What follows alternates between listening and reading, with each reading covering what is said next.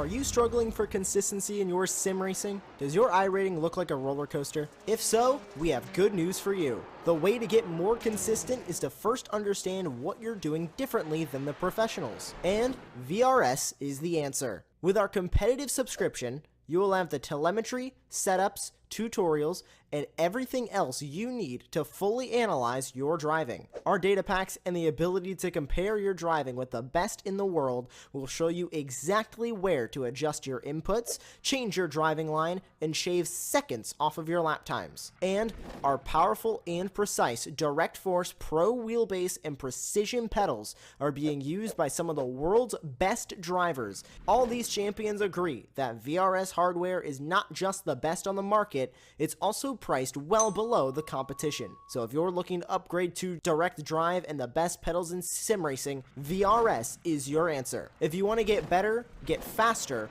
and make it happen sooner rather than later, you owe it to yourself to find out why so many people are switching to VRS. You'll be so glad that you did. Visit www.virtualracingschool.com and learn why the best use VRS.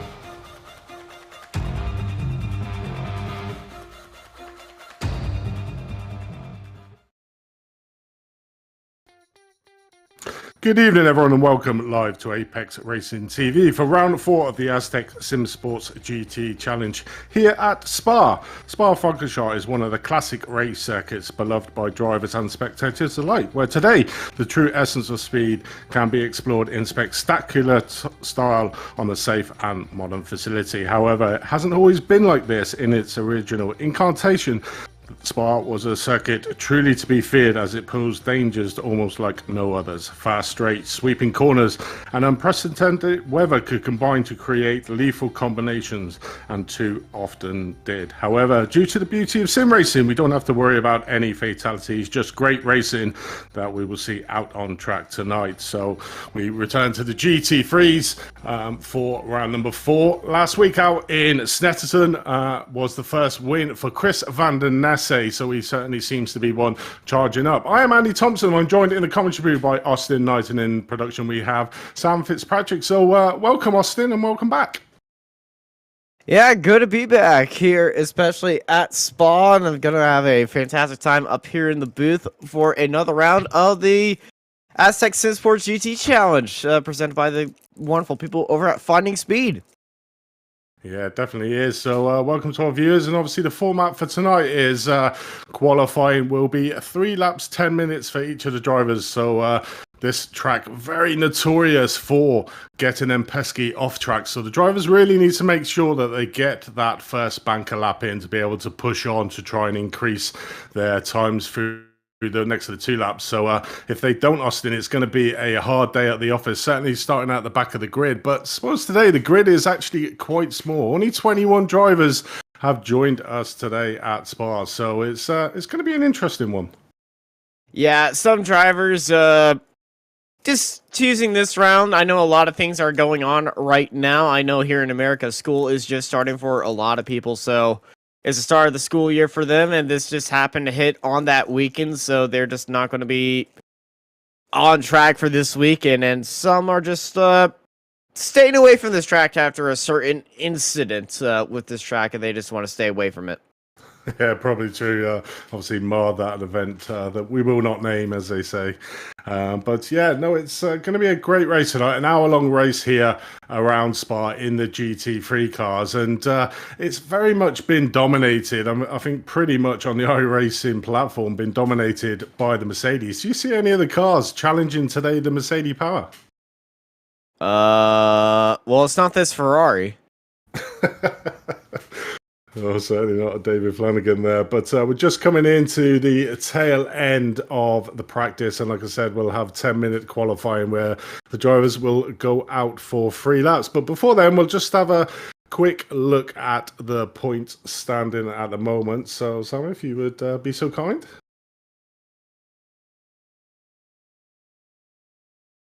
As we... There we go. Look at the championship standing. So in the Pro, we've currently got Patrick Gannon in first place on 51 points.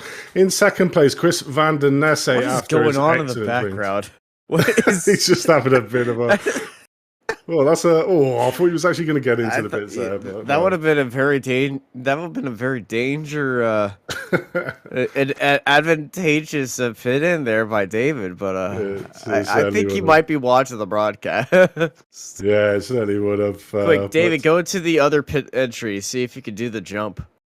But yeah, back to the point. So in third place, we got Lorenzo Hotzing. He's didn't come out for the last round at Snetterton, so missed that round, did Lorenzo, hence why he is currently in third place. Scott Rister in fourth. Tim Walecki in fifth place. Nathan Richardson in sixth. Adam Hitchcock, and happy birthday, Adam. Obviously, so hopefully he has a great day in seventh place. Adam Hitchcock. Paul Collishaw in eighth. Chris Gooch in ninth.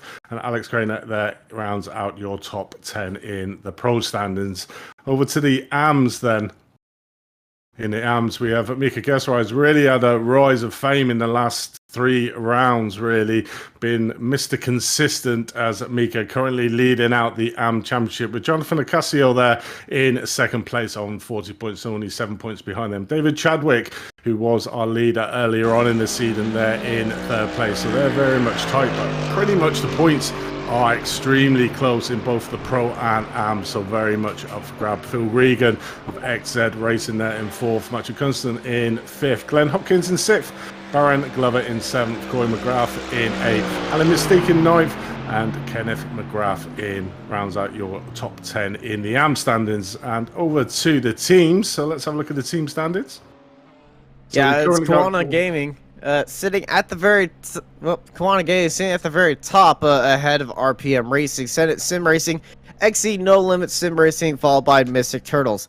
Now they're not all at 0 points. That's just a graphics issue, but that is the order that they are in.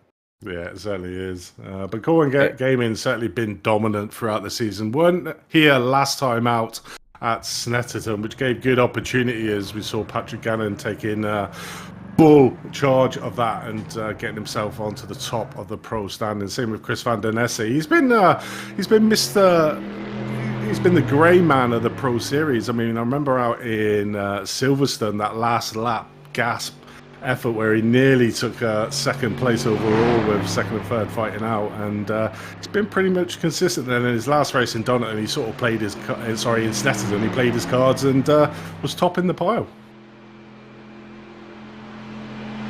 Yeah, top in the pile and just being very comfortable up there as lone qualifying is now starting up here, as we're going to be seeing drivers take to Spa on their outlaps in different ways, as Chris Van Nesse was going very slow on his outlap, trying not to overheat those tires. Take a look around the field. This is Stephen Brown of Indy Autosport, just doing their cider right now. And qualifying around Spa is very interesting because it's such a long track. On your outlap, are you focused more about warming your tires, or are you just going as slow as possible and not warming up your tires until the last possible moment? It's one of them million-dollar questions, isn't it? Certainly warming up the brakes is probably advisable around this track, but as I said at the start, it's one of these tracks that everybody sort of really pushes as hard as they possibly can do, and it's just so easy to get them off tracks around here. But like you said, Austin, being a big long track, you know, could really put pay to your position when the final results come out for that race start. And Spa is one of them tracks where you want to be at the front end of the grid, because 9 times out of 10 there's always some sort of carnage in the midfield.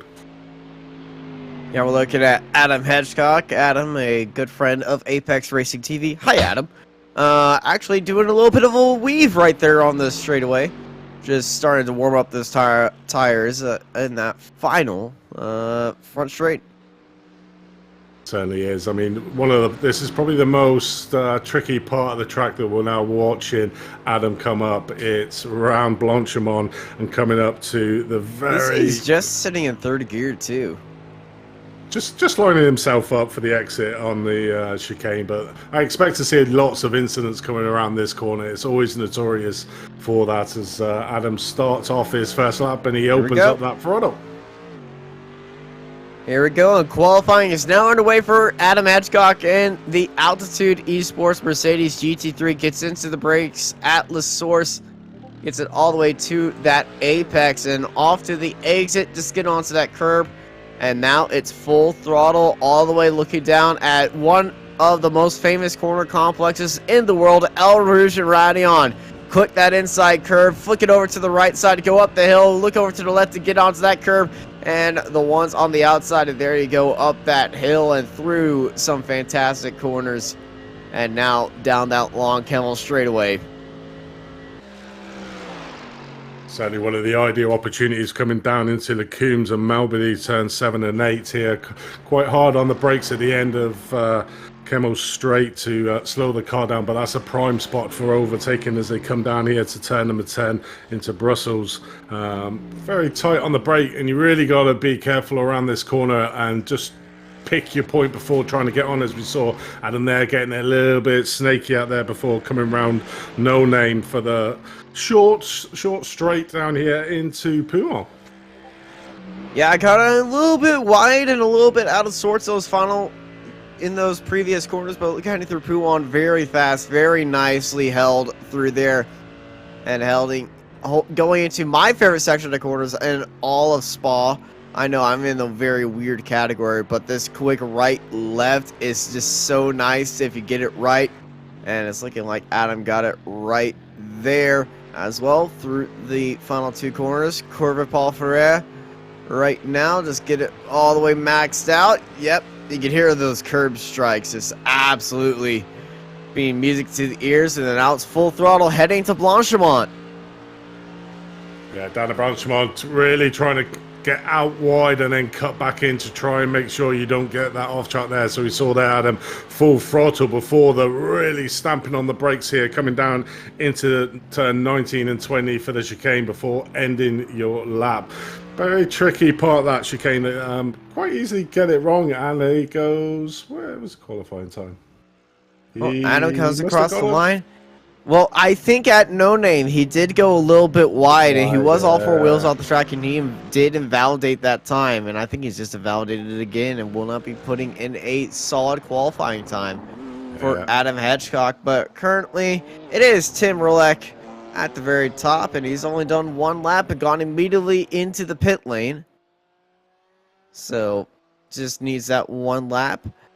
Chris Van der Nis is in second place, followed by Patrick Gannon in third.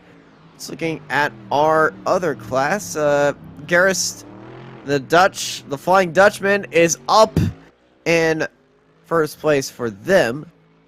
As we are looking, yeah, Mika is doing very nicely right there, and they're followed by Matthew Knudsen. Yeah, just saw Adam Mystic there going 6th in class, coming across 12th overall in the grid, coming across. So the AM battle really heating up, as well as the pro now, because the Colwayne Racing guys of Tim Rolek and didn't come out for last round in Snetterton. It really opened up that pro field, because those two were sort of streaking away with the championship at the top there, but now it's brought it all back in. So it's certainly going to be an interesting round with the guys from the Colwayne Racing team back in here today at Spa. So yeah, I'm expecting, even though we got a smaller grid than usual, Austin, to be some spicy racing out on track. Yeah, so spicy racing is always going to happen around here at Spa. You're going to have drivers just staying with that draft, making cars that go extremely fast on straightaways to stay with other cars on that draft to try to pull away. In these opening laps, I can certainly guarantee a lot of drivers to get into that draft, stay with them, and then try to be making some moves for themselves to be leading out the race down the Kemmel straightaway. And with all of them being in mostly Mercedes, I can guarantee you that draft package is going to be pretty impressive down the straightaway. Though we should expect a Ferrari or two to get a little bit of a advantage. Yeah, the top 7 in the standings at the moment occupied by them. Mercedes saying that. As I said that, the top 8 now, as David Chadwick goes second in the AM class and puts himself 8th on the grid. So we currently got Tim Rolek on our pole position. Chris Van der Nesse only 4 thousandths of a second behind in third. In third place, we got Patrick Gannon, 4 thousandths of a second behind Chris Van der Nesse. Then we got Scott Risker in 4th. Mika, the top of the AM, in 5th overall, so a great run for Mika there. Nathan in 6th place. Chris Gooch in 7th. And in 2nd place of your AMs, David Chadwick there in 8th. In 9th place, we have David Flanagan. And then we have a big raft from 10th all the way down to 17th of the AM drivers. But from that position down, we've got a lot of drivers that haven't posted lap times. So I think at the moment we've got 5 drivers that are still yet to post a lap time. Yeah, Darren Daugherty, they went out onto the track. They decided not to finish that lap. Adam Hitchcock, we saw them invalidate both their lap times, one at the very start of the second lap and one at No Name Quarter where they have gone by. Lorenz Hotzering just put in their lap to go 6th place overall, right behind Mika, who put in a banger of a lap time to go 5th place overall and 3 spots ahead of Chadwick. It looks like Timothy Bree and Kenneth McGrath are not going to be qualifying. I don't know if they're still in the session, though.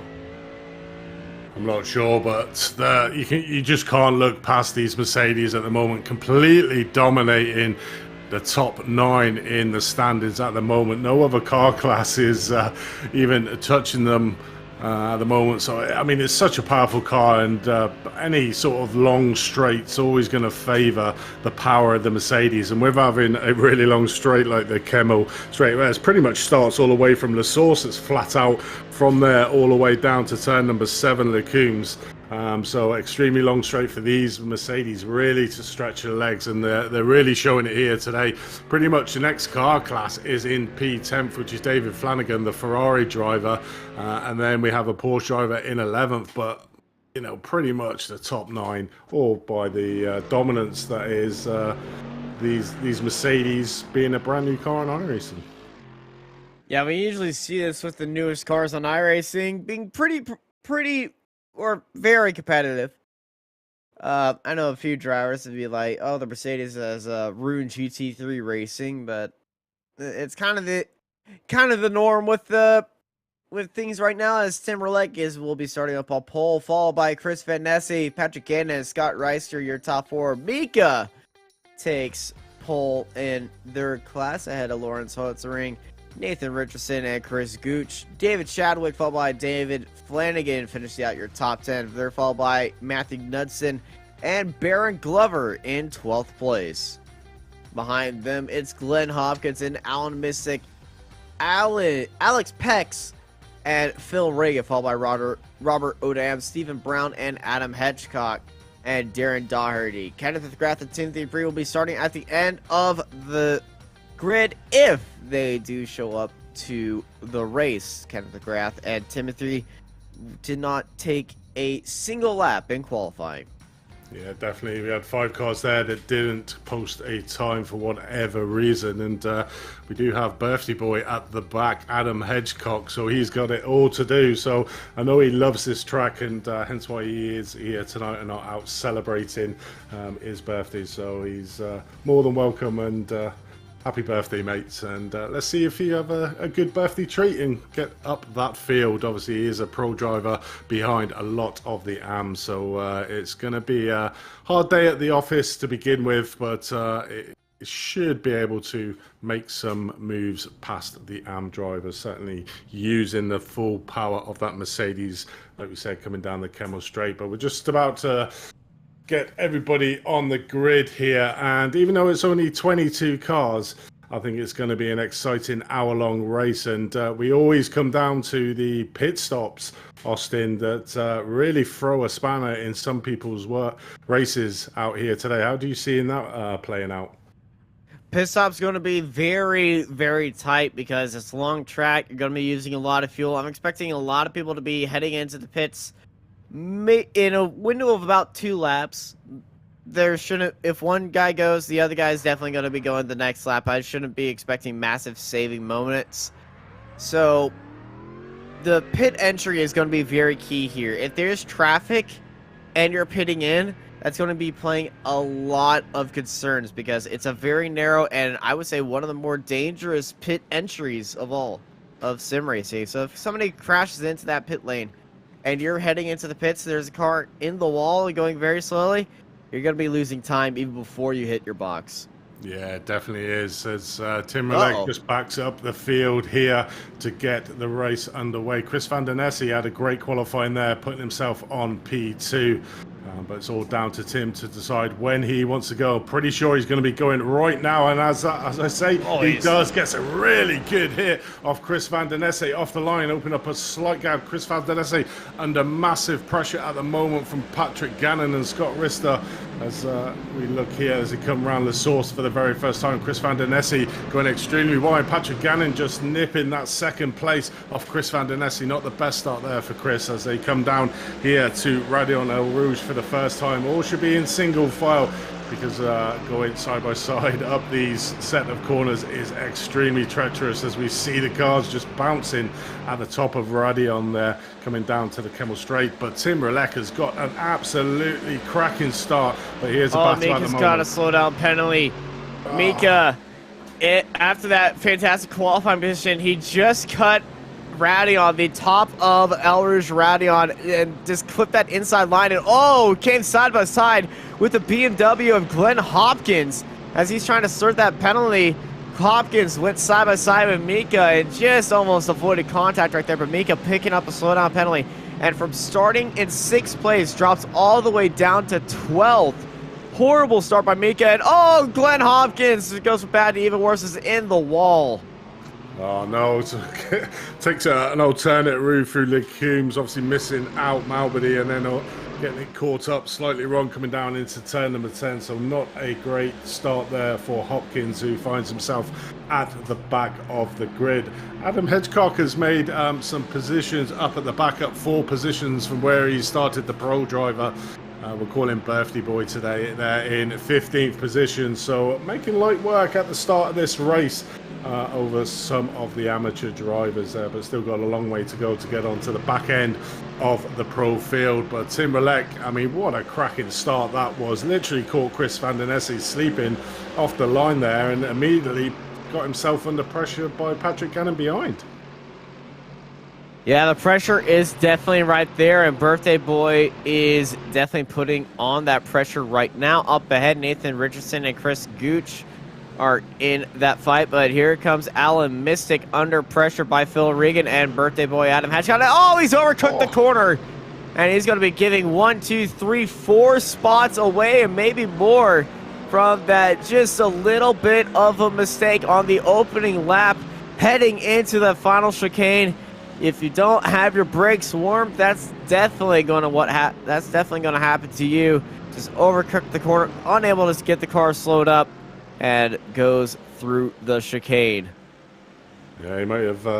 I think he might have got away with getting the slow down penalty as well, because if you cut that corner, 9 times out of 10, iRacing gives you a slow down. But Tim Rolek, after that blistering start, is under pressure now from Patrick Gannon there in 2nd place, who's managed to close that gap. But what he has done is brought the rest of the field along Chris Van Den Nesse there. Richardson is pulled over to the side and parked it, so Nathan Richardson is out of the race. What happened there? Let's have a look.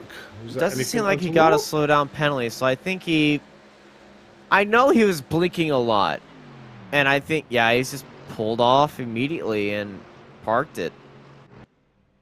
That's a fair one. I mean, if he knows that his internet's not exactly running right and he could be a hindrance to the rest of the field, doing a nice thing. You don't very much see that. You normally see blinking cars in front of you, which is extremely off-putting. But the top 5 here on the race have managed to pull away slightly over Chris Guccia in 2nd place. So a real big fight on going to be ensuing between these top 5. But Tim Rolek from pole position still managing to keep that number 1 position out on track. But Patrick Gannon very much seems to be on pace here. Yeah, Patrick Gannon definitely on pace. Here's what happened to Alan Mystic again, heading to that final chicane. And there's no lockup. It just seems like he just carried too much speed heading into there. And, you know, there's no real lockup in these GT3s, but he probably has his brake bias set to a different number than he's used to. And it just really didn't help out the car braking heading into that corner, as we were looking at Mika right now sitting in 2nd place in the AMS. Just got past Knudsen and Flanagan, and he's chasing down Garrettese and Chadwick up ahead. This is McGrath around the outside. Beautiful move of the Indy Autosports of Stephen Brown, but Brown on that switchback is going to be right there, but that Mercedes power is definitely much more beneficial than that Ferrari. But Brown's going to have a look, but not going to have a send. No, even with that slipstream, it just shows the power of that Mercedes.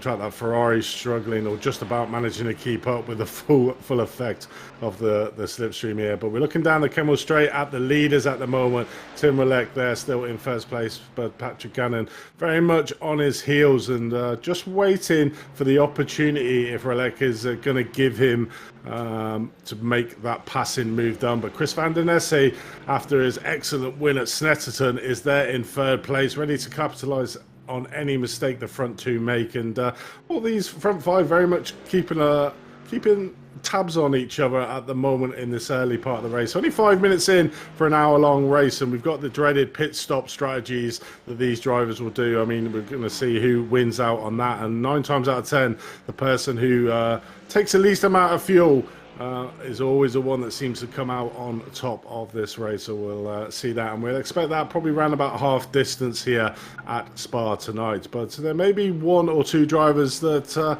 might try something left field and go in a little bit early than the normal pit stop strategy that we'll see, but only time will tell. Yeah, I will not be surprised if one driver decides to drive it and make sure that they only have 2 laps of fuel to go, then head into the pits, because if they do that, everybody else will be heading to the pits at the same time. Less amount of cars in the pit lane, less amount of traffic, faster pit stop. Yeah, definitely. So in that opening pack, someone like Scott Reister could pull out that strategy. Just pit 1 lap before everybody else and just benefit off of traffic. Yeah, I suppose the downfall of that is you really want 2 cars to be going in the pit stop, so you still get that slipstream effect, because that's probably worth at least 3/10, if not half a second around here and Spa. So you really don't want to be losing that slipstream effect. So I think it'll all be down to when Tim Rolek, or if it's not Tim, whoever is leading this race, when it comes into that pit window, he blinks first, and I think the rest of the field might actually follow him. But if not, then you really need to rely on 2 cars, and I suppose that's where your teammates will come into play. If you've got 2 teammates in and around you to make that decision to still get that slipstream effect down here in Kemmel Straight, and obviously just try different alternate pit lane strategy. But currently on board with Mika after his great qualifying position of P5, had that slowdown up Radion and Eau Rouge and put him down the field, and he's currently chasing David Chadwick for that AM victory at the moment. And how far is he behind him at the moment? Not that far behind, only a second behind. So it should be a great battle ensuing between these two, who are vying for that amateur championship at the moment. Yeah, the AMS champ is definitely getting closer and closer as we ride on board Amika, chasing down David Chadwick. He is just right ahead of him by a second as they fly into Puon right now. Let's look at Chris Gooch, who's got Chadwick right behind him. Chadwick getting a little bit upset in the mid-court. We know how fast Mika is, and he's closed down 4/10 in just 2 corners. Mika is on a charge right here.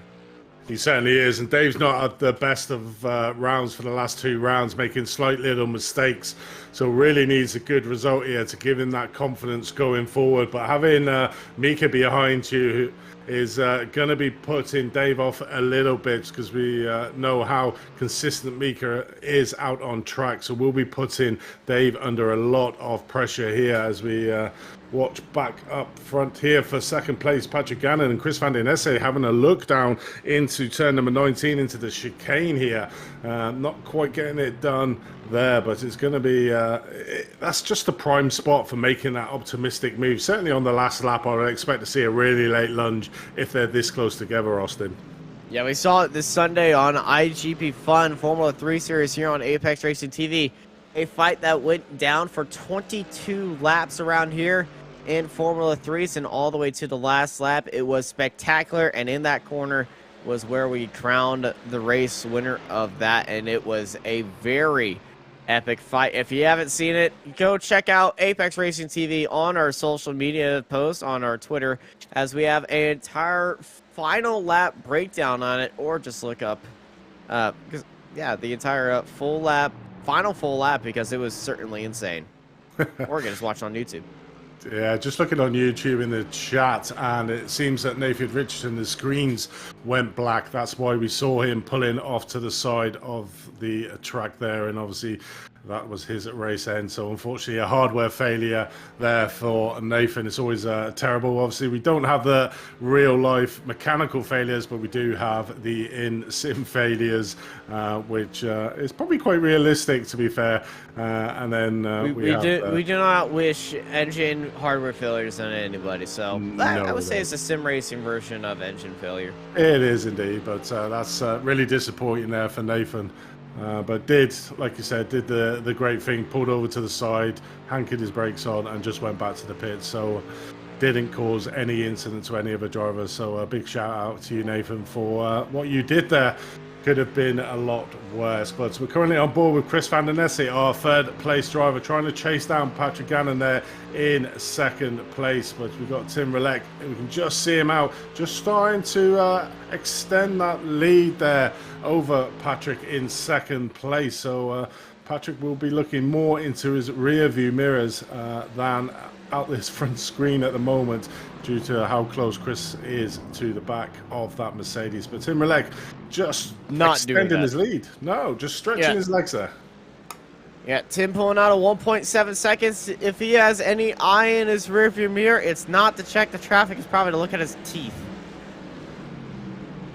As this is David Chadwick under pressure by Mika. There's Mika on the inside. Mika with a late lunge heading into the source. Got that inside line. Chadwick going to go wide to try to get that cutback, but it's not going to happen as he gets cut off by Flanagan. Flanagan was right there, and Chadwick almost going into the grass on that old start-finish straightaway as they go up El Rouge and Radion. But that Ferrari getting in the way of David Chadwick and Mika. Mika under pressure now by Chadwick. Chadwick looking onto the out. Flanagan looking onto the outside. Here comes Chadwick. Chadwick looking onto the outside. He's just backed off. He's not getting involved with this fight as they head into the calm as Mika goes into the lead of the amateur race. Yeah, certainly backed off there. His fight is very much with Mika in front of him, so let David Flanagan go through there and not really tried an audacious move coming down into Lecombe. So feeling that he just wants to battle it out on track with Mika at the moment. But that was a great pass there from Mika, just using the slipstream to the full effect. Easy pass coming down into the source. Did push David Chadwick out, which gave Flanagan the opportunity, and Flanagan had that slipstream effect coming down the Camel Straight. So very much seems that Flanagan at the moment has got a really low downforce setup on that Ferrari to be able to make that pass and move on the Mercedes, because we saw another Ferrari earlier literally not gaining any inroads into the Mercedes in front. So extremely low downforce there for David Flanagan.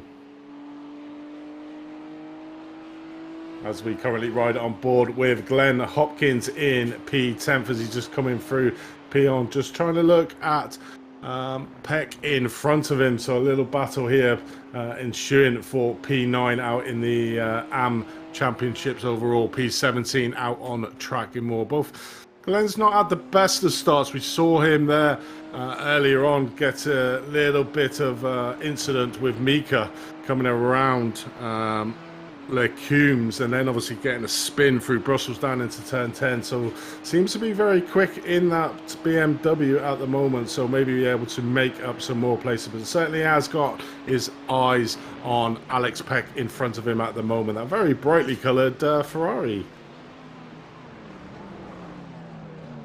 As we come down into the chicane, you can just see the difference in lines that each one of these drivers take there.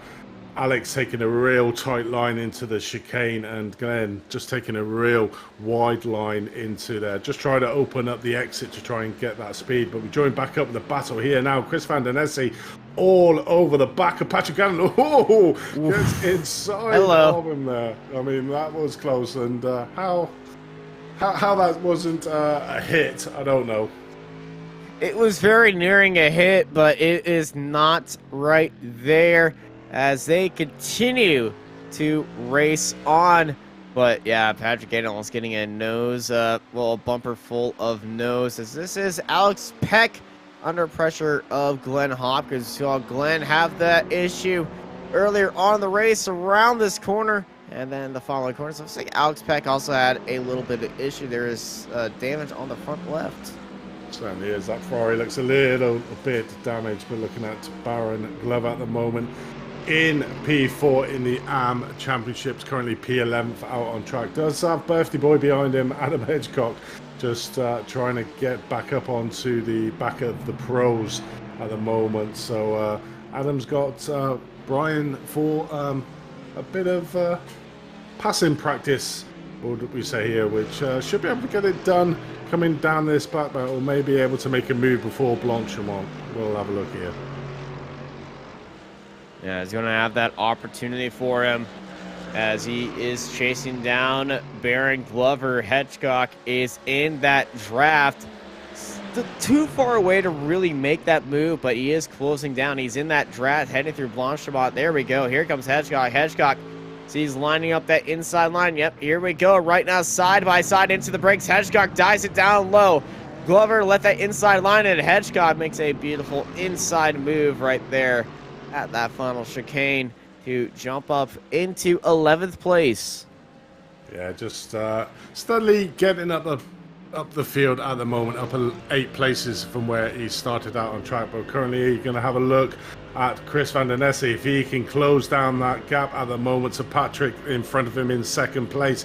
You can see the closing speed here, certainly when they get to the end of the Kemmel Straight. Has he got the opportunity? No. Sort of backing out here, just staying behind him. So maybe doing sort of a little bit of the fuel saving tactics that we come to see on Spa.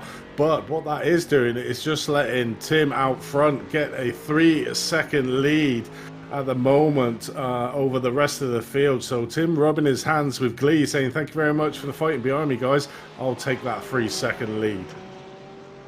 Yeah, 3-second lead is definitely all you want right there. So Tim is just going to be in his own race today unless something absolutely awful happens to him. But hey, I can just say he's out of that draft range right now. He can just pull away. It certainly is. As we currently watch Phil Regan out on track.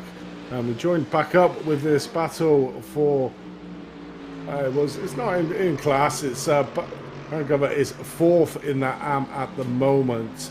Has a big gap towards Matthew in front of him that he needs to close up. But he's behind the right person at the moment, is Brian Glover there in 4th in class, to be able to get up onto the back of Matthew. But we're looking at the front of the AM battle just behind David Flanagan here with Mika in 1st place at the moment, and then David Chadwick trying to chase him down there, 1.1 seconds behind him. But Mika is Mr. Consistent out on track in this series, so it's going to be interesting to see if Dave Chadwick can close up that gap. Whoa, there's an incident there in the front of the pack, and I think that was Scott Rister.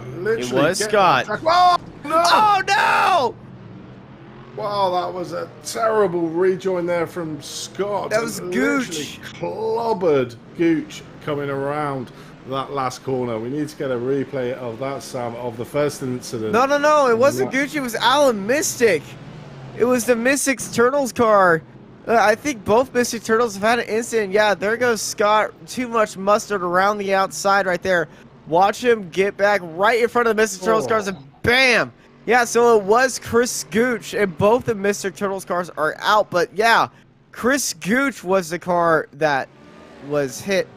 Yeah, there's Chris Gooch after that incident, and I feel like he's just spun up the tires out of frustration. Yeah, here, and I would be frustrated out of this. Going through the corner, the next thing you know, hello, and goodbye.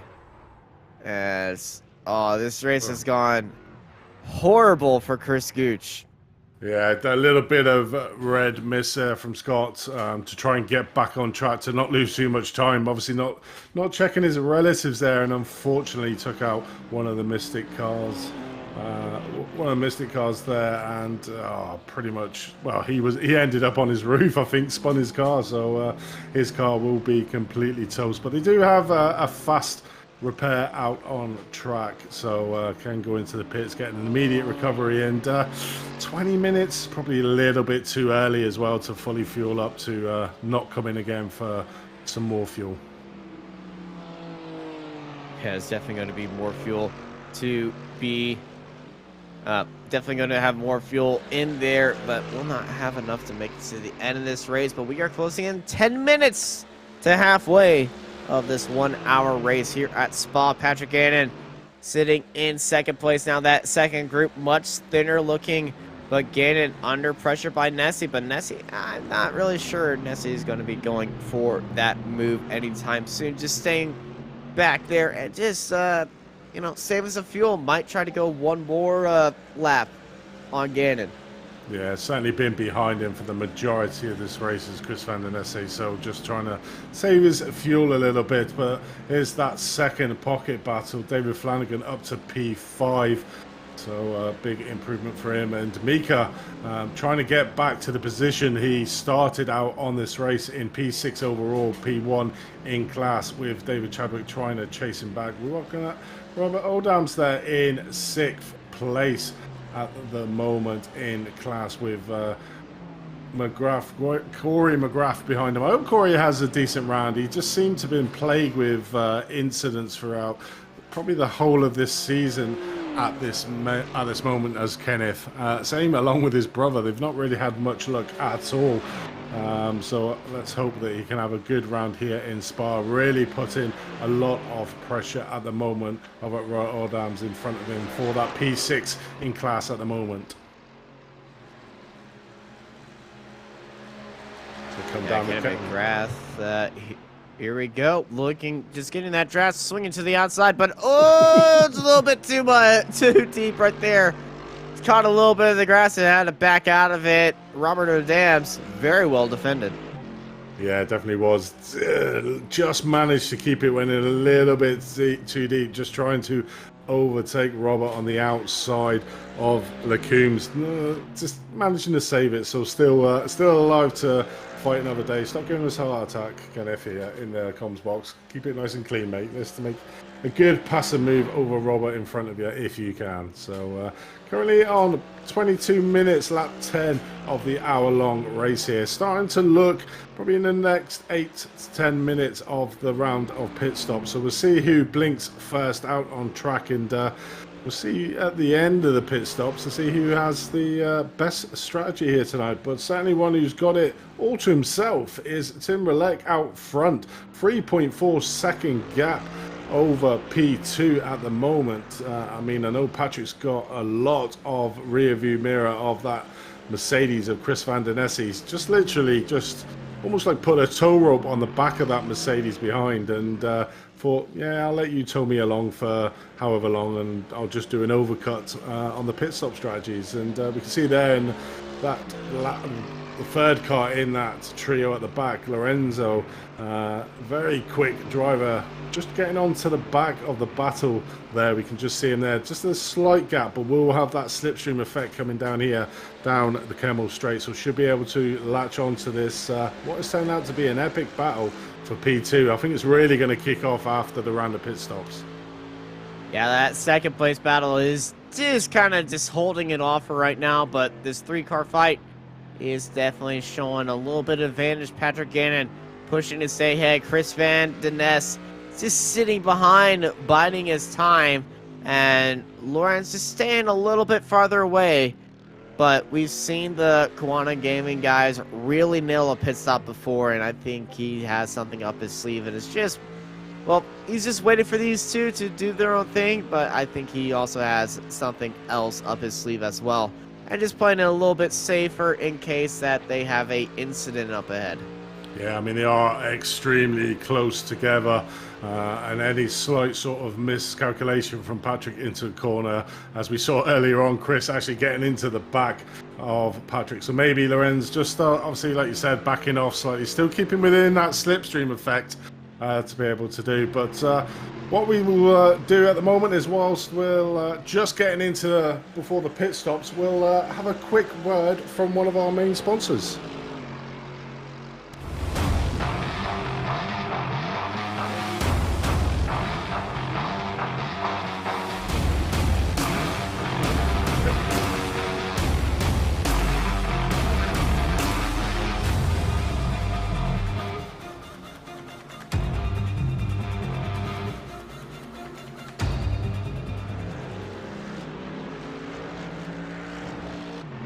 Inspired by real-life racing standards, the Forte load cell pedals have been thoroughly tested by racers and sim racers alike.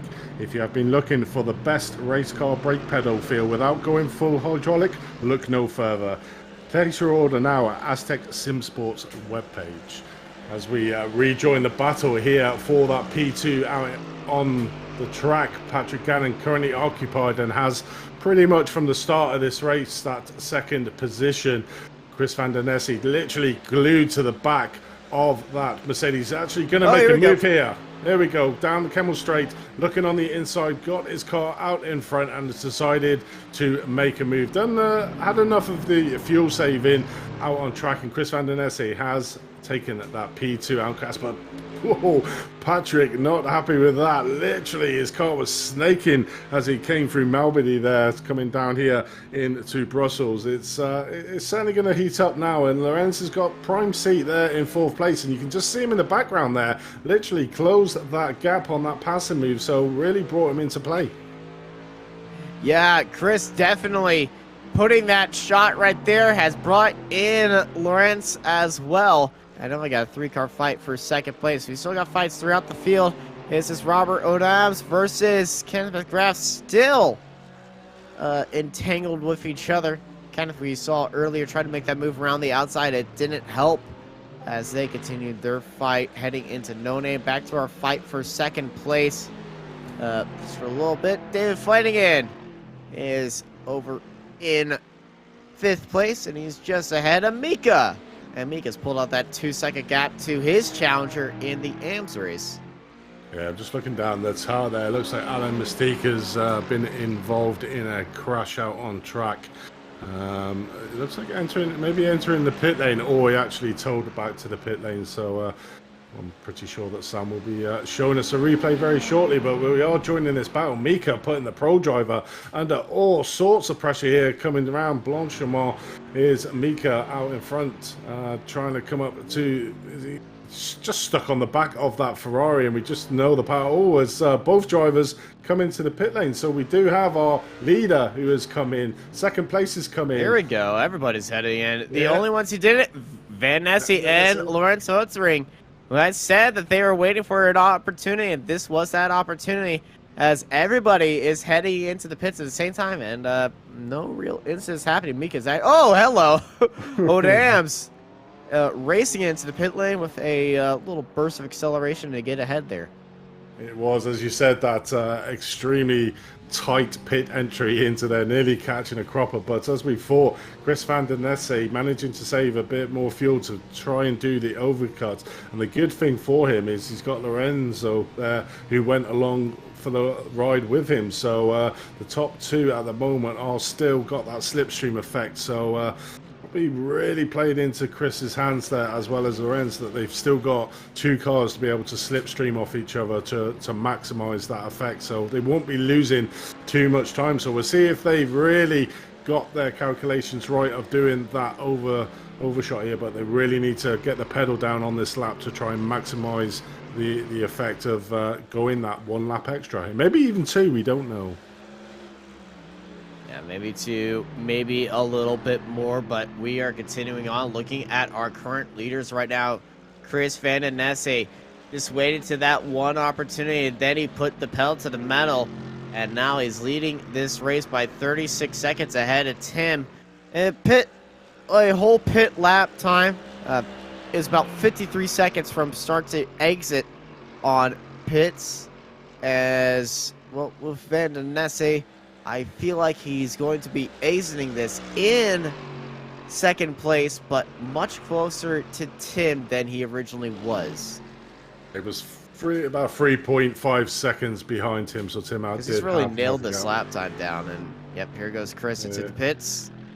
But Lorenz does keep it. Oh no, Lorenz does come in as well. So that is pretty much all our cars been in for the pit stop. The pit timing of the front leaders were nearly 22nd for Tim.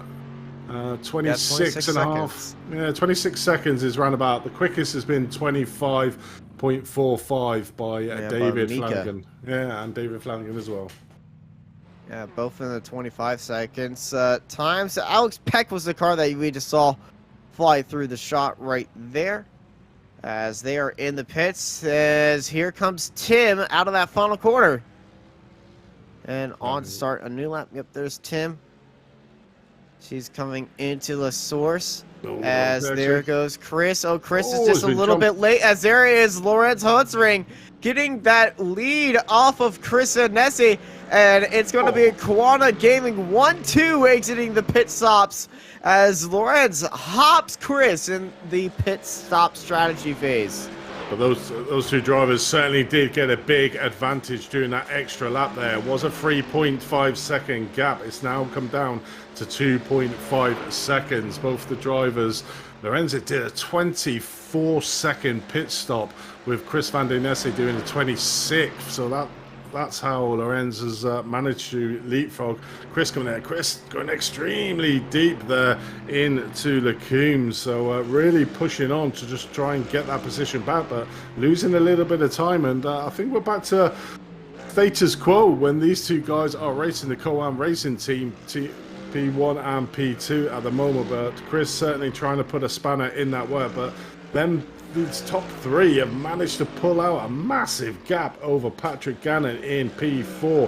4 seconds from the round of pit stops. And I did say that the round of pit stops throws so many spanners in the works for these drivers. Patrick Gannon, second for the majority of this race, finds himself down in P4. Yeah, down in P4, it's not a good look for Patrick Gannon. But with the Koana Gaming 1-2, they did close down that 3-second gap that Tim had to 1.2 seconds. So we're going to have a fight for the lead. Speaking of fight, here's a fight with Stephen Brown side by side. Alec Coven, oh no! Got side by side with Glenn Hopkins.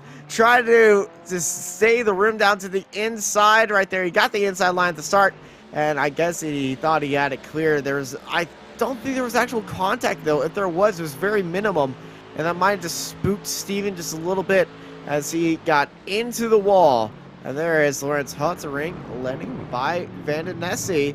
As is this a little bit of strategy by Hotzering because everybody went to the pits before the 30-minute mark. Does everybody have fuel?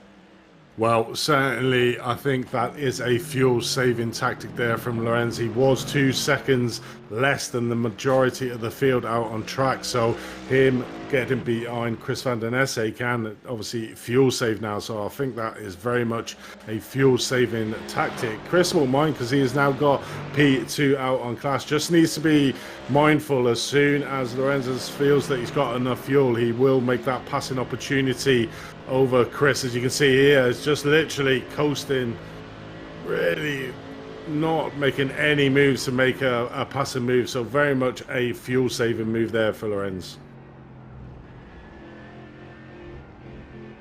Yeah, Lorenz just trying to follow along and stay with him because Van der Nesse is trying to chase down his teammate, so Lorenz probably has the speed to do it. And if he wants to play the ultimate teammate role, to start fighting him to make sure to guarantee that win for Tim. Certainly is, and we've seen this before for Lorenz doing his fuel-saving tactics and doing exactly this in previous rounds. So well versed in what he needs to do to be able to get to the end of the race. But currently looking at the second place in the AM, David Chadwick of the Send It Sim Racing by Friday Sports. Here, teammate of Chris Van der Nesse, who's currently running in P2. So Dave doing a good job at the moment. I think he's just trying to keep it nice and clean out on track after his sort of escapades in the previous rounds of losing it right towards the end of the races. So probably just looking for a solid point score and being second overall in that championship at the moment and being third in the AM championships. Just really wants to try and make it a good battle towards the end of the season between himself and Mika. So David Chadwick there in second place, but Alan Mystique, oh, he's not had a good race here at the moment, neither as his teammate as we saw earlier on. So running at the back of the field is Alan Mystique at the moment. Ferrari's seen better days, hasn't it? Yeah, it's looking more and more like an actual Ferrari Formula One car now, but that's a different topic for a different time and a different sigh of depression. Certainly is, but Stephen Brown obviously used to be a very frequent runner here at ARL. I think he took a little bit of a gap and basically has now decided to join back up. So maybe take a little bit of time to get him back up to where his prowess was before. But that's all in the name of racing. You know, you take a little bit of a gap, you lose a little bit of your edge. It takes a little time to get it back, but it's like riding a bike. As soon as you get back onto track, you can start getting back on the pace. I'm pretty sure that is exactly what Stephen Brown is doing there. Currently in P15, up 3 positions from where he started though. But Patrick Gannon here, I mean, he's just fallen off a cliff, and I think he's realised that the pit stop strategies has really put pay to his race here. I mean, you can't even see him in the same shot. There he is, right at the back.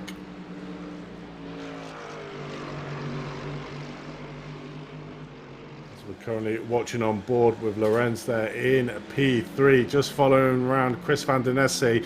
We did see Lorenz jump Chris van der Nesse in the pit stop due to taking 2 seconds less of fuel, but then gave the position back to Chris. And what he needs to be mindful of at the moment is he makes sure that he doesn't lose that slipstream effect, or the reason why he gave that position back to Chris will be lost. We can see a little bit of a gap creeping in between Chris and Lorenzo for second and third, and that will really not put play to what Lorenz is trying to do, which is fuel save for a little bit to ensure that he's got enough fuel. But riding on board with Tim Relek at the front of this field at the moment, and literally clear skies ahead of him and a clear track as well. I mean, he's pretty much had that the whole of this race. I mean, nobody's really challenged him. Chris is trying to bridge that gap at the moment to Relecki in first, and obviously managed to get 2 seconds back from that pit stop strategy that both him and Lorenz had. But at the moment, I just don't see a way that Chris is going to be able to get up, let mind pass Tim for this race win. Yeah, no, there is nothing to really solidify that way of thinking. This is just a very dominant race right now for Tim. But that gap has closed down. So we do look at that time. It's just slightly behind as we are closing in to those final moments. And Chris could put in a charge, but does Chris have enough fuel? Yeah, it certainly does. 1.2 seconds between first and second, and around 1.2 seconds for second and third, so pretty much all evenly spaced out on track. But Lorenz is starting to lose that slipstream effect from Chris, which is the reason why he let him pass. So has Lorenz managed to get enough fuel? And if he starts to drop off, that will bring him back into Patrick Gannon there in 4th place's clutches, if that is the case. So all intriguing into the last 22 minutes of this race. But looking at this battle here for P3, Matthew Cutson trying to chase down David Chadwick just in front of him for P2, and then we've got Birthday Boy just behind him there, just trying to take a few more places. Certainly been the highest mover in the field, up 10 positions from where he started from at the start of this race. Currently in P9th is Adam Hitchcock there, the pro behind the 2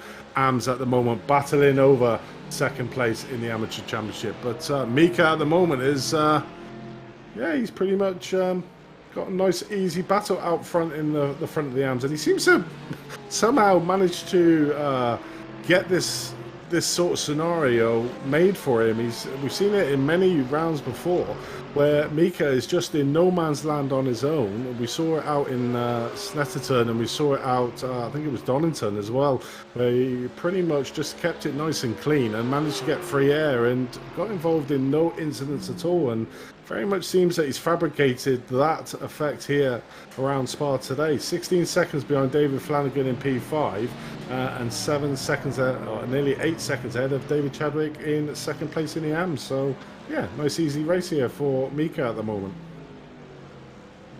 Yeah, it is looking like we will be doing better if we go. I've lost my train of thought. Oh, we all have them moments, but we saw pretty earlier on Tim going down Kemmel Straight, literally clutching it towards the end of the Kemmel Straight. So has Tim fueled that car enough? I mean, I'm looking at his pit stop. He was he's probably one of the highest ones that actually stopped out on track at 26.97. Chris Van Der Nesse follow him in second place at a 26.02, and Lorenz behind him, the quickest in the pit stop at 24.08, miles ahead of everybody else out on track. So it's going to be interesting come the end of this race, and maybe Chris is the only one that hasn't needed to fuel save on this, so this race might not be over. Yeah, it's not written in stone. Less than 20 minutes to go. Looking at our fight in for second place in the AMPS between David Chadwick and Knudsen. They got Adam Hitchcock, the pro, in there. The birthday boy just being a little bit of a pest to Knudsen in the back of all this. It's probably helping Dave out, actually, having Adam behind Matthew at the moment, because it gives Matthew something else to look at rather than just looking forward and trying to make the passing move here on Dave, because it's extremely close out on track between the Mercedes and this Porsche, and we sort of see the gap growing at the front end of the section of the track, because it's got the nice long straight, so that Mercedes really able to stretch its leg. But we all know that the Porsche is exceptionally good on braking, so on the second half after Pouon is where Matthew starts to close up the gap here on David, and it's pretty much the same story lap after lap, and it's whether Matthew can try to close down that gap going into that first half of the track. As we look down here, going extremely wide, just trying to open up the second half of this chicane to get the overspeed here on Dave Chadwick in front of him. Gets a really good run out of the corner down the start finish straight, but has that Porsche got the power to get past the Mercedes? And certainly looking out on track, it doesn't at the moment. Go to La Source. Knudsen just ahead, getting a good run from Adam Hitchcock in that draft of David Chadwick as second and third race up El Rouge and Radion. It's a drag race right now. That Porsche already getting out of the draft, looking around the outside, heading down the Colonel straightaway into La Combes. They're side by side, Porsche versus Mercedes. Matthews got the lead in the braking zone, entering it, but goes a little bit deeper is David Chadwick. Chadwick holding it around the outside of La Combes, and he's done it. Wow, Chadwick around the outside of La Combes. Adam Hitchcock tried to get a little nose in there as well, but that Porsche, oh, he's going right back at it. Chadwick, Matthew Knudsen not done yet, as David Chadwick tries to hold it down to the inside, but around the outside of Brussels. Wow, what a move by the Porsche.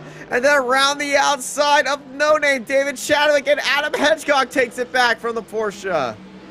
I mean, that was just some tight racing there. David Chadwick just holding his ground, using the power of that Mercedes to its full effect. And Adam there really helping out David, just getting his Mercedes just in front of Matthew's car that he had to back out of that. So it does have that pro in between himself and his main compatriot there, trying to fight for second place overall in this AMP championship. But I'm sure Matthew will come again. I mean, he got an absolutely storming run up El Rouge and Radion, which gave him that effect of getting side by side down the Kemmel straight. Just didn't quite have the brave effect of going on the brakes a little bit later, which Dave did, and he managed to get it done. But looking out the front here, this gap at the front is certainly closing down. We can see Chris Van Der Nesse lap after lap closing in on our current leader, who's led this race from start to finish. But we look again, David Chadwick just taking a little bit of wide around the chicane, and Adam has managed to get that move done. So it's literally a drag race between the two Mercedes here down to the source. But I think Dave will back out here, but does have the inside line, but will compromise the speed. And will this give an effect to Matthew being able to get the overspeed coming around the outside? Closes that gap up massively. Oh, this could be dangerous. Here we go. Here we go. Matthews just backed out of it. Backed out of it. He had the speed to carry on ahead, but oh man, that could have been very bad for both David Chadwick and Matthew Knudsen, as they are sitting 8th and 9th overall and looking for a very good finishing position. And here is Adam Hitchcock approached by Chadwick, gets across the nose, and Adam knows where he needs to be to defend right there. Up front, it is a nose-to-tail battle for the lead right now, as we start the 45th minute of this 1 hour race. And it's for all the marbles right now. So it's Chris versus Tim. And it is, well, I think these two guys are now on equal fuel. Lawrence and the other Kiwana gaming car is definitely needing to save fuel as he took 2 seconds off of everybody else. So Lawrence might be in a struggle bus situation, but definitely not as big as a struggle bus as these guys up front. Who's going to go win? As we watch coming down here into the chicane, Chris Van der Nesse looking on the outside, trying to do the outside. We can get side by side. He's taking the lead. Chris Van der Nesse, easy overtake coming down into the chicane. So Chris Van der Nesse takes over from where he left off last week, as in first place. Tim will not let this lie, so will be coming down, probably trying to get back down on the Kemmel straight. But like you said, has he got enough fuel, and does he need to fuel save? Because Chris closed that gap lap after lap, so it's going to be interesting. Now, you see this. You see that, and there was no effort at all within that overtake. Did Tim do that on purpose? Did he let him by to just stay with him and just save fuel and just chill? Because I think Tim did that on purpose. Because this looks very formulaic as Tim's just getting into that draft. Swinging to the other side of the track as Chris. So we'll keep that fight on a post-it note right there. But I feel like this is just strategy for Tim right here to slow them up as we got side by side. Well, round 2 heading into El Rouge right now. Is Matthew just going to go for it this time? Yes, he is. He's got his nose on the inside. They still keep each other. They almost touch it, but Matthew Knudsen round the outside of El Rouge Radion. Take a bow. Wow, I mean, you just saw there. And David Chadwick just going a bit twitchy coming up the route, but Matthew just kept it pinned. Let's take it right on board of Matthew. That was beautiful. As we are riding on board side by side, we're just gonna have that outboard camera looking towards the right side. You can see how close they almost got on both of those corners. Matthew Knudsen from the New Day Motor Club, take a bow. And everybody in YouTube chat, you can finally unclench right now because, oh my goodness, that was insane. Yeah, I didn't think he was going to back out on the second time of asking there. Literally put the pedal to the metal there, risked it all and got the rewards there for taking second place. David Chadwick coming up. You just saw get a little bit spooked by seeing that Porsche on his outside. Backed off slightly, but we join back up with a battle here in first place. Chris Van der Nesse still got that top spot, so has no problems at the moment for fuel saving, is really trying to push off, but I just don't think he's going to be able to break that toe of Tim behind him in the same car, the Mercedes. So it's really going to be down to is Tim fuel saving here like you're thinking there, Austin, and is he just a sitting duck out front, is Chris Van der Nesse?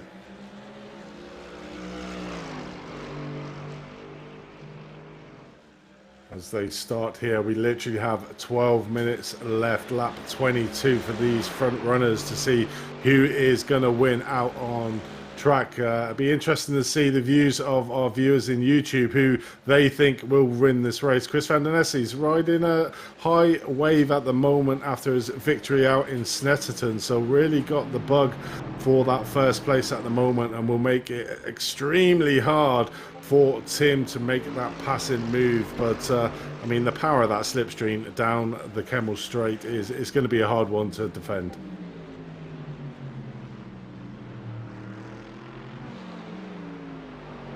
As we look at the top of our AM at the moment, Mika literally just caught up, I think, with David Flanagan in front of him, but certainly has nowhere to look behind him. He is literally streaks ahead of the battle ensuing for that second place between Matthew and David Chadwick.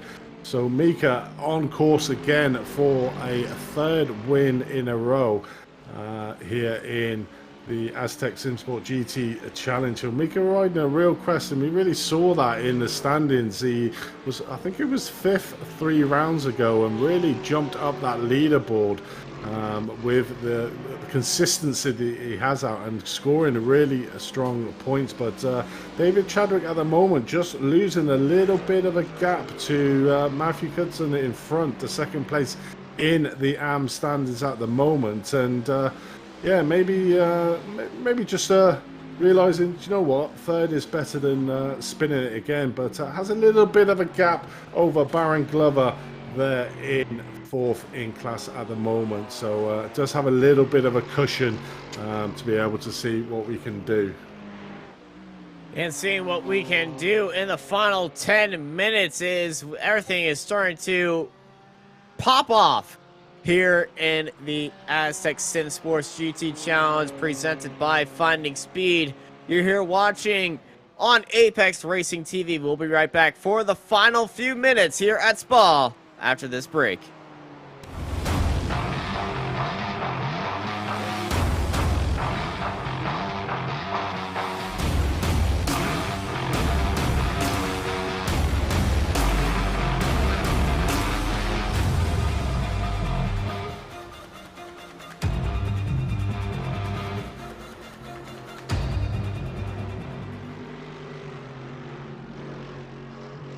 Inspired by real-life racing standards, the Forte load save pedals have been thoroughly tested by racers and sim racers alike. If you have been looking for the best race car brake pedal feel without going full hydraulic, look no further. Place your orders now at Asetek SimSports webshop. Well, we're now down into the final 9 minutes of this race, and it is going to be a barnstormer. You have Chris van der Nesse managing to take the lead of this race over Tim Relecki about 4 laps ago. Tim literally leading out from pole position, and just got a little blip on his radar at the moment with Chris. But Chris is certainly putting that pedal to the metal and making it extremely hard for the end of this race for Tim to try and get the pole and race win here at Spa. Really got his bit between his teeth as Chris, as we mentioned, winning that last race. So really riding a high crest at the moment, coming out of the Mr. Grey area and really throwing his name out there amongst the top of these pros and really doing a job here at Spa here today. So it's going to be interesting, Austin, these last couple of laps, and to see what Tim does. You can just see him there, still fuel saving out on track. Yeah, it makes you think about his pit stop. It was 1 lap earlier, and even if it was 1 lap earlier, it was 8/10 more than Chris van der Nesse. So I think Tim is just making sure he has enough in the reserve tank in case this goes to 59.59 and 1 more lap on top of that. So I think it's just putting everything into the basket and making sure he's got it. Yeah, it certainly is at the moment, but Chris doing a sterling job. Even if he does manage to lose the lead right at the dying deaths, has done a stellar performance. Does the Send It Sim Racing driver here, really pushing his name out the front of that pro standards. But we see here Tim sort of getting side by side now, coming down and just makes that. I mean, that was just a relatively easy move there, but Chris trying to get the undercut, getting a little bit squirrely there. Yeah, Tim absolutely nailing that and forcing Chris to a mistake as Tim Roulette into the lead, but Chris is not giving it up right now. Around the outside of Brussels is not going to work anymore as Tim stays in the lead as Mika holds off the charging David Flanagan as he was trying to push right there. Certainly is, and Adam Hitchcock's coming under a little bit of pressure here from Matthew because I'm coming on the outside here in Lecombs.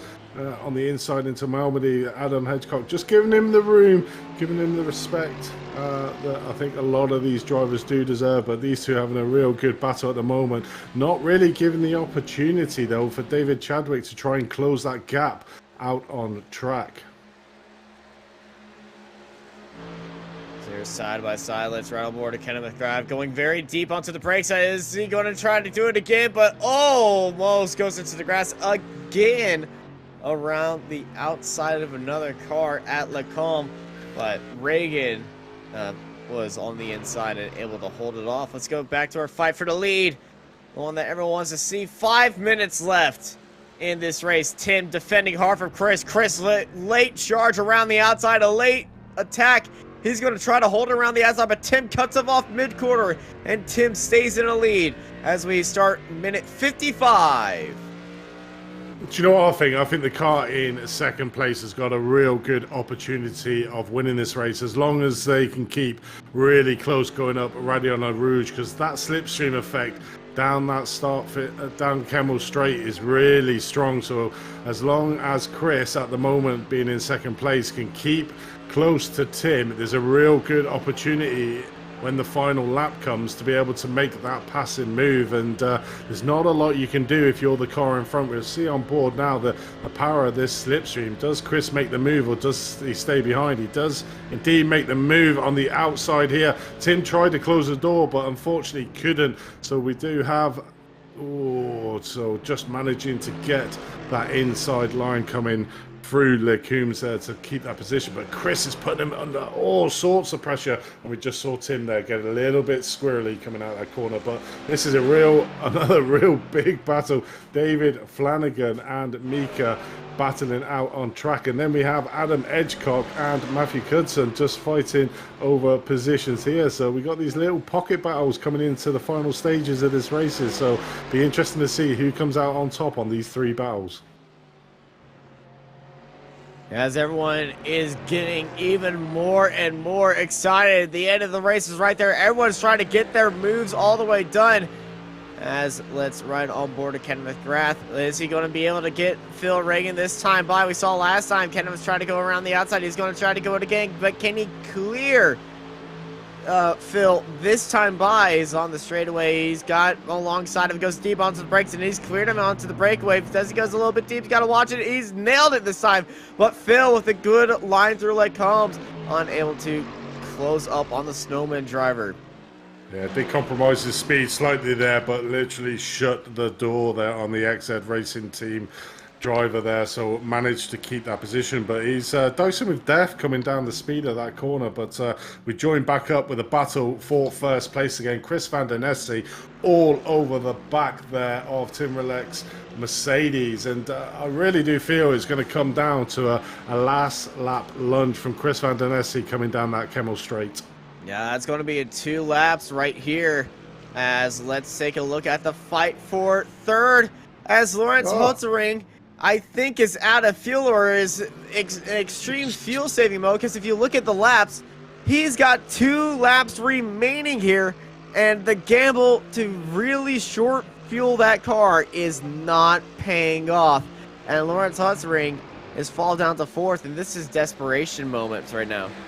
It certainly is. Obviously lost that toe to Chris Van Der Nesse as we watch him trying to make a move again. I think he's just lining him up to see where the opportunity is possibly to pass. He's not really fully committing at the moment into that corner to try and make the passing move on Tim. So maybe lining up to see where we're going to do. So it's going to be certainly interesting. But Lorenz getting it all sorts of wrong as we watch a battle here again for Mika. Mika managing to get the move done off David Flanagan to take that spot 5th overall, 1st in the AM class. But this is not a battle for class, ladies and gentlemen. This is just for pride out on track, where the AM driver really put into it. And here's the 3rd battle out on track at the moment, again between a pro and an AM driver. Adam Hitchcock, birthday boy, just trying to keep his car ahead of that Porsche. Matthew Cudson is driving it like a demon at the moment, all over the back of the pro driver. So Adam's just literally had his rear view mirrors full of Porsche. Yeah, it's just been Porsche headlights, but with Matthew, he doesn't make that move unless he knows he has it, and he's very confident when he knows he's got that move. Up front, that gap is separated by 8/10. Chris Van Der Nesse has dropped off the back of Tim Rolek. Tim putting in a fantastic second sector. I think Chris might have had a little bit of an issue mid-quarter, and that's allowed Tim to take the lead with a big gap by 30 seconds as the white flag is in the air. Last lap here at Spa. Can he hold off this gap? As you can see, the back end going all the way around. We got one car that is stopped on the final corner. That's one of the Mystic Turtles cars. I think that might be Alan Mystic right there. They're out of fuel. Who else has fuel in their tank? Because we're going to go one extra lap. Yeah, it definitely is a last lap shootout. We did see there Tim Relay doing a little bit of fuel saving coming down into the chicane. So is he still trying to fuel save, or is just his driving style? I mean, it'd be good if he could go on board looking backwards just to see if he does it again down Kemmel Straight, Sam, to see if he's still trying to fuel save. So looking back if now, you're fuel saving right now, it's pretty much shooting yourself in the foot. He might not have a fuel to get around. Certainly fuel saving there. So it's going to be down, and I just think they might let you say Chris Van der Nesse, but Lorenz just pulling back here. I think he was again doing a bit of fuel saving over Patrick Gannon. Oh, there's contact! Oh, wow, that was close to nearly wiping both of these guys out for fourth and fifth. But looking further back, and we see that David Flanagan has managed to overtake Mika again for that fifth overall on track. And we look at this third battle again with Adam Hitchcock. And last lap. Yeah, last lap. Matthew, you gonna go for it? Is Matthew gonna go for it? Last lap opportunity goes later on to the brakes, but Adam Hitchcock sends it down to the inside and was able to hold it around the outside of the second quarter. Adam Hitchcock, he's not giving up that one. He's saying, no, I'm not having you pass me. I've got all his positions. He's up currently 12 positions from where he started, but certainly had it easy at the start of the race, but Matthew has made it an interesting race in the second half. But back at the front, I think Chris did sort of had a slight issue the lap before. Other than that, Tim put in a blinder of a lap and just gave him that little bit of a gap to be able to not give Chris the opportunity to make that pass and move coming down the Kemmel Straight. And it looks like it was a done deal on the lap before, because we come into the chicane here for the last time. Tim just going a little bit wide, just letting Chris get a little bit closer, saying, no, this is my race win. And Tim Relek, after an hour-long race, getting pole position, is your race winner here at Spa. Chris Van der Nesse, a cracking race for him, gets another P2 to his name. But that battle for the third overall, Patrick Gannon just managing to get over Lorenz. But then we're looking here, and Mika is just trying everything at the moment to get past David Flanagan. It's going to be a race for the line. Mika just deciding to give it to David on the line there. And that was a great race as we look further back for the third race between Adam Hitchcock and Matthew Coates. Adam just managing to stay out in front. So Matthew there, great effort, and probably gave Adam a little bit of a birthday gift there for a little bit of battle towards the end, but still manages to get second in AM overall, with David Chadwick coming over the line in third. Yeah, fantastic race overall by Tim and Mika to take their class victories. Tim, with that strategy, he knew how to pressure Chris Van der Nesse. He let Chris by, so Chris couldn't fuel save at all, and he decided to torture him like that and was able to put in the pressure. Kenneth McGrath is finishing in the pit lane.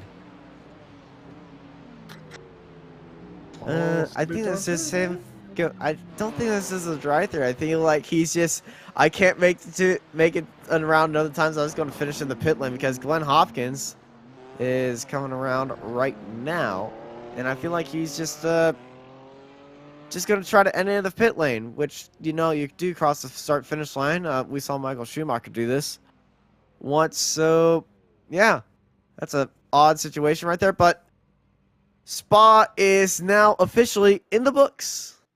It certainly is, and it's been a very entertaining race. I mean, we saw a lot of the top drivers maybe under-fueling their cars too much maybe by the end, but we'll sort of see. So your race results and your final race results here for Spa round number 4. Tim Relek, after a hard challenge from Chris Van der Nesse, manages to take your race win. Chris Van der Nesse getting in second. Patrick Gannon, after pretty much a terrible pit stop, manages to get third, holding off Lorenzo Hartzing, who was massively fuel saving for pretty much the second half of that race.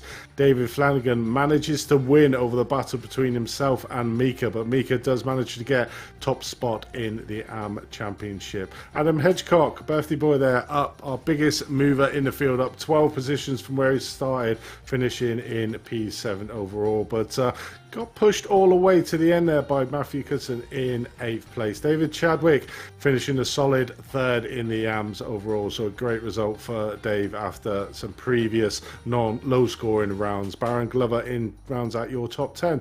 Oldham in 11th, Phil Regan in 12th, Glenn Hopkins in 13th, Kenneth McGrath in 14th, Alec Peck in 15th, Alan Mystique after pretty much a terrible round for both the Mystic Turtle guys in P16th. P17th, Stephen Brown, that Ferrari taking a lot of damage, 7 laps down. Then we have our non-finishers, Chris Gooch, Scott Rister, Darren Doherty, Nathan Richardson, and our driver who didn't join the field, Timothy Bree there. So that rounds out your top of the grid for Spa. So we do have a few drivers waiting in the waiting area. Austin, would you like to have a chat with one of them? He's not there, so I will bring in our race winner, Tim. Tim, congratulations on what was an extremely hard-fought win here at Spa. Just take me through that race from your point of view.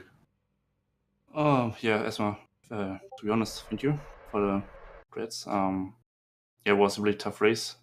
At the end, tried to hold up Chris behind me because I was pretty much close on a few. But yeah, goal was in the first laps, yeah, make a gap and stay clean out of trouble. So yeah, that was my whole race. I mean, I just want to talk about your blistering start. You really caught the rest of the field off guard at the start, which gave you a really good sort of half a second lead. And then there was the battling that was going on behind between Patrick Gann and Chris Van Der Nesse that really got you a decent lead going into the round of the pit stops. I think it was to the tune of about 3.5 seconds.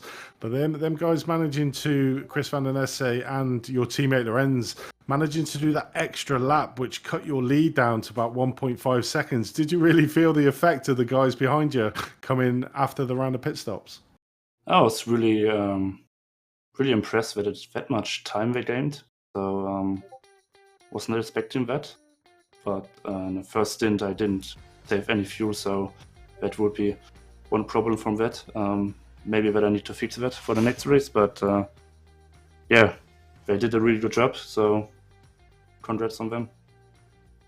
Yeah, but you managed to keep it out. Very entertaining last half of the race. I mean, your teammate there very much seemed to underfuel his car 2 seconds a lap, or 2 seconds less in that pit stop at the end. Tried to, obviously, fuel save from Chris. Was you in comms with him, and did you know what sort of predicament he was in? No, I was hearing that he tries to underfuel a little bit. And I just put complete fuel tank in it because I was not. I was thinking of it to put less fuel in. But as I saw in a relative that we just nearly close to 1 lap more, but I put just a full tank on it and try to see what happened. Yeah, so we now go into round number 5, round Brands Hatch GP on Saturday the 20th of August. How are you looking forward to that track? Well, to be honest, Brands is not my best track, I guess, especially on iRacing because I did not that much drive on there. I mean, Spa was now pretty good because the 24 hours prep was pretty much the same, and I was not practicing that much for that, so I know where my pace was. But Brands Hatch would be interesting, so need to practice a little bit for that.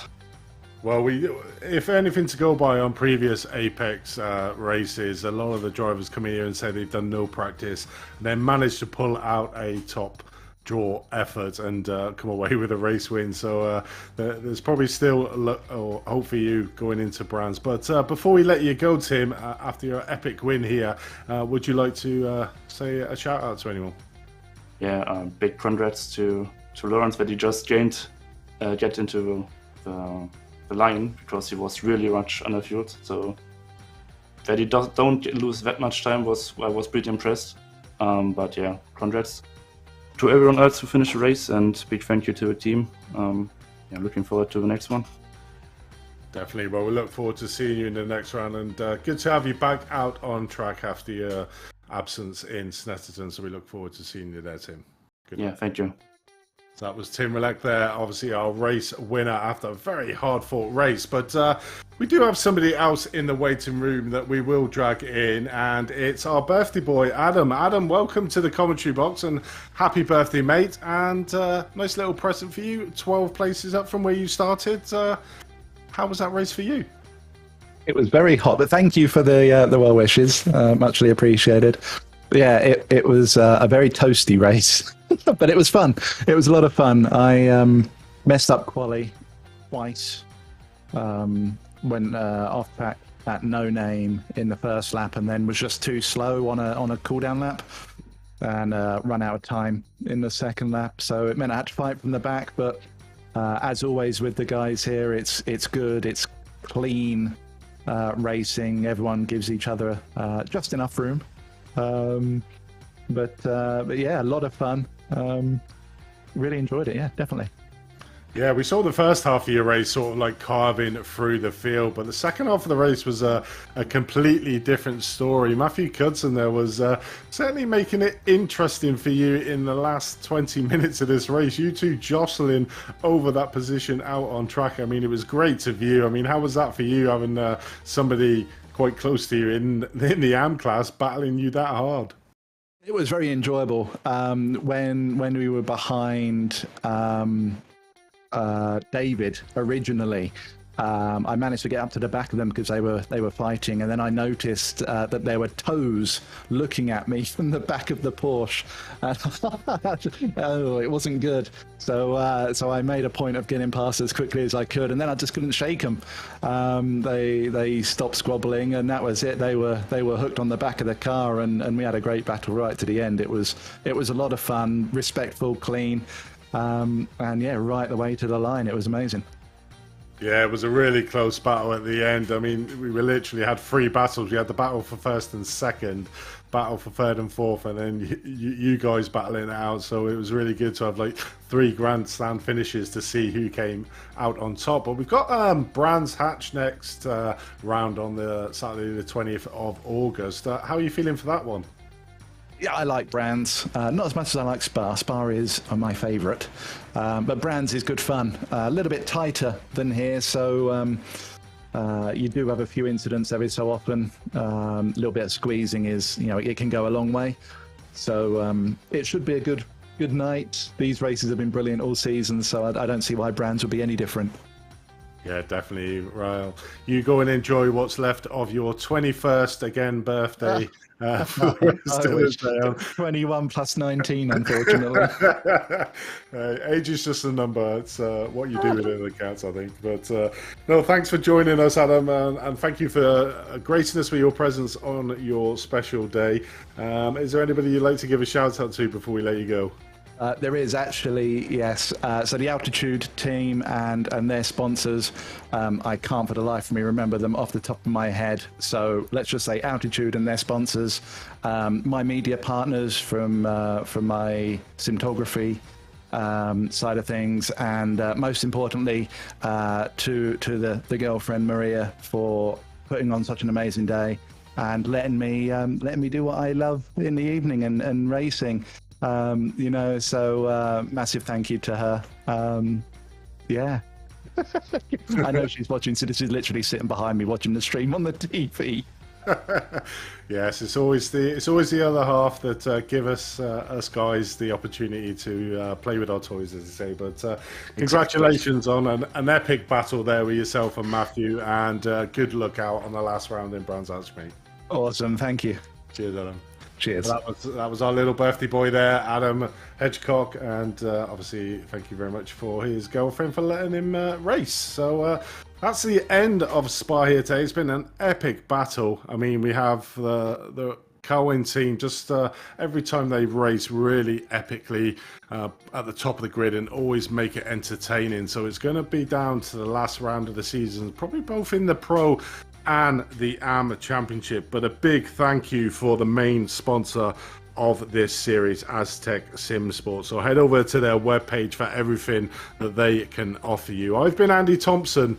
I've been joined in the commentary booth with Austin Knight, and we've had Sam Fitzpatrick on production. So until Saturday the 25th of August for round 5 at Brands Hatch, my name's Andy Thompson, and I bid you good night.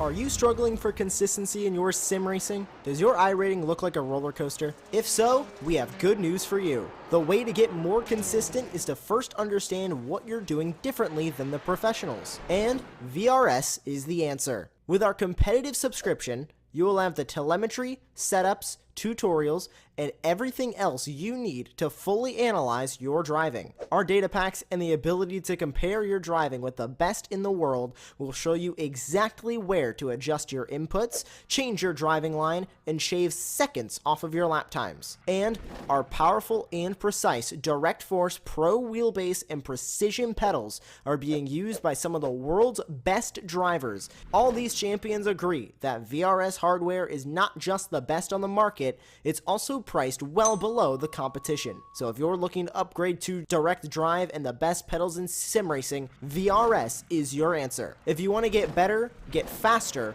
and make it happen sooner rather than later, you owe it to yourself to find out why so many people are switching to VRS. You'll be so glad that you did. Visit www.virtualracing